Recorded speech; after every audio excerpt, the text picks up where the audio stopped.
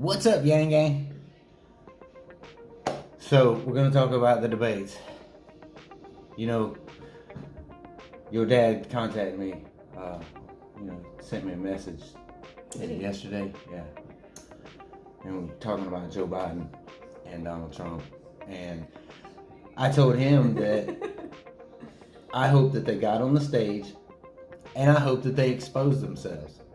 Both of them. I hope that both of them expose themselves, and I think that that's what happened. I mean, we didn't get as much, messing up from Biden that we hoped for. I mean, not really hoped for, but you know how he says some crazy things and he loses his words, and because he has dementia or something. We didn't get that, so that was surprising. That was your big takeaway? Yeah. My big takeaway was I couldn't stand to watch it. It was a hot garbage fire inside of a dumpster, inside of a flaming building. Train wreck, whatever it was. Whatever it was. Yeah, in a train wreck. It was hardly watchable. I had to force myself to sit through it because Same. It was too old, and they were doing nothing but acting like high school kids. Well, this is what we've come to in this country. There was no focus on any kind of policy. Nope. The only thing that of all the stuff that there is to attack Joe Biden on, and his dealings, business dealings, and his children's business dealings, so much. You go after addiction. What?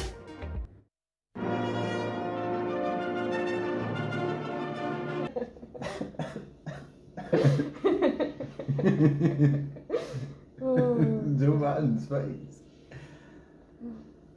Okay. I think I did very well. In some parts not so well, but overall I think I did very, very well. You didn't do so well. Here's the deal.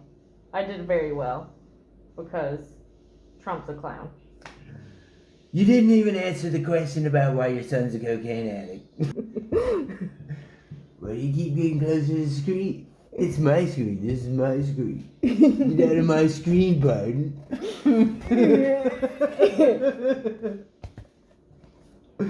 Look at Biden covered his mouth. You can't shut me up, Biden. You're never gonna shut me up. Shut up, man. You're never gonna shut me up, Biden. I know words. I have the best words.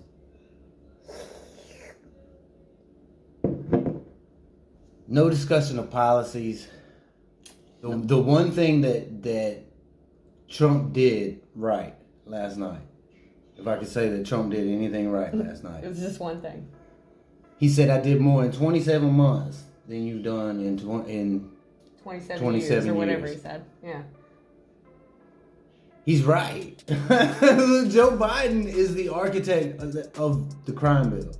His history is so awful when it comes to his voting record and the things that he's supported. You can vote for Joe Biden is to get Trump out of office. That's the only reason that you can vote for Joe Biden. Mm-hmm. So I'm sure there was a lot of us watching last night that were like, why can't it just be Yang up there? Or at least someone we care about that would bring some policies forward and that would actually try to make change. And I got nothing from either one of them about what's gonna be good. What are you gonna do for the normal people? Nothing. I was curious to see how Joe Biden was gonna answer about the healthcare. But then his answer, I was just like, what? All I remember him saying is something like, you get Medicaid, then you get Medicaid. Something like that. And I'm like, okay, well, I don't qualify for Medicaid, so you're telling me you're not going to do anything to help people in our situation to get some kind of health care. I don't know if he answered that, but that's all I heard. And I was listening intently. It was like Medicaid, the poorest of the poor get Medicaid, and they will continue to get Medicaid. Okay. Democrats, you are fooling yourself if you think that Joe Biden is going to change his stripes. Joe Biden has been voting for corporatism and nepotism and every other ism you can think of for the last umpteen thousand years that he's been in office. Republicans, you're fooling yourself if you think that Trump is going to be great for America, because it's not happening. Yeah, some things about Trump that I wanted to, I guess, since we talked about Biden and how he didn't really say much of anything, but the things about Trump, we mentioned the one good thing that Trump was correct on, and the rest of it was just interruption after interruption after interruption. And like, I mean, if I was Biden, I'd probably be like, shut up, man. Also, because that's what I felt like saying, but he probably shouldn't have said it like that. But he did, and it's understandable because like, Biden he summed would it up not for all shut of us. up. Biden summed it up for all of us when he was like, shut up, man. Like 2 minutes. All you gotta do is go 2 minutes without talking while the other person talks. That's it. That's it. And then you get your turn. And it was so funny because every time that Trump got his turn first, and then Biden would talk, and Trump would interrupt him for the entire 2 minutes. And then Trump would be like, well, now I got to respond to that. And Chris Wallace is like, you already had your chance. You already spoke. And he's still just talking and talking and talking. I felt so bad for Mr. Chris Wallace. It was, oh my gosh. Somebody tweeted out that the only thing that could have made it better or something was if like Chris Wallace would have like flipped over the desk and just like walked the fuck out. I was honestly, at one point, I expected him to do that, to be like, okay, debate's over, and walk out. I thought he was, there was one point he was so frustrated and it was written all over his face, and you could just tell he was like, man, if I wasn't on national TV right now, I would walk the hell out of here and you would not see me again, because this is some straight bullshit. Put it in the comments if you think there will actually be another debate between Trump and Biden, because I see that going nowhere. I feel like we're supposed to be like, nah. Fuck it. We'll just let the people decide. And we all sleep. Because I don't think it's going to be any different. I really don't foresee it being. But if either of them was smart, they would listen to, like, there's got to be somebody that's intelligent on one of those sides, right? Somebody on their campaign, somebody. That could, like, talk some sense into them, but it's just, like, straight boomer syndrome. They just want to, like, get the fuck off my lawn. Get off my lawn. No, you're on my lawn. No, your grass is growing up over here on my side. Why don't you cut it? It's like God. That.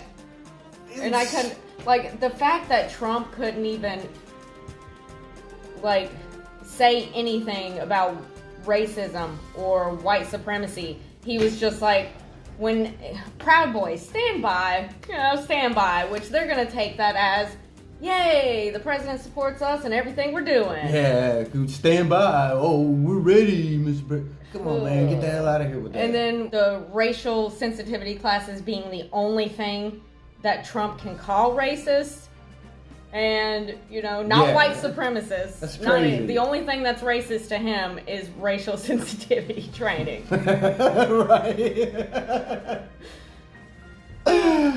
Wow, this is where we're at in this country. I saw a tweet and they said that Yang would have been too passive and he don't think they could have stood up to Trump, and I had to retweet it out, and I was like, Yang would have absolutely owned Donald Trump. And listen, we know. Here's the deal. We know because we spent a lot of time around Andrew, and we listened to his stump speech and his Q&A probably hundreds of times. Different questions every time. And the way he handled the room, the way he handled someone coming at him from the other side that didn't like him too much, he handled that well as well. And yeah, we've been around him enough to see that he would be able to handle Trump. Some people would see it as he's too passive based on his debate performances in the past. But that was a totally different setup and a totally different story. If it was one-on-one, oh my gosh. You want to talk about a heavyweight fight? It would have been Israel Adesanya and Paul Costa all over again. And if you don't know who those people are, Costa just got knocked out the other night. And that's what would have happened to Donald Trump. He would have got knocked out. It would have been a first round KO because Andrew Yang is so adept at handling anything that just like comes up. Because number one, he's hyper intelligent. Mm-hmm. And number two, he knows what the hell he's talking about. He's got the data to back it up. And that's what made Andrew such a great candidate for the people.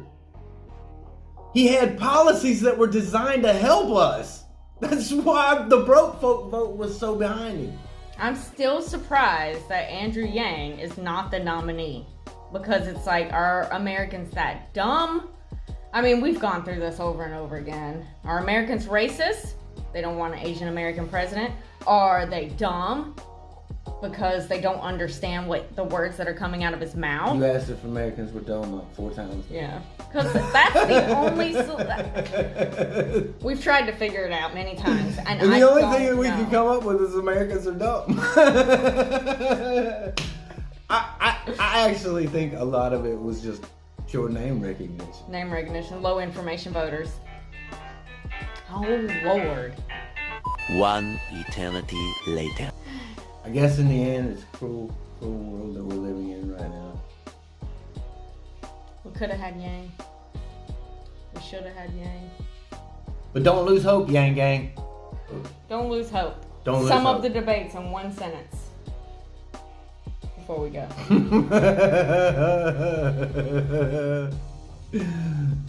Straight bullshit. That was my take. My take, no winners, and we're all the losers. The American people definitely lost last night. Because we see how inept our leadership is. But hope is on the horizon. Yang 2024.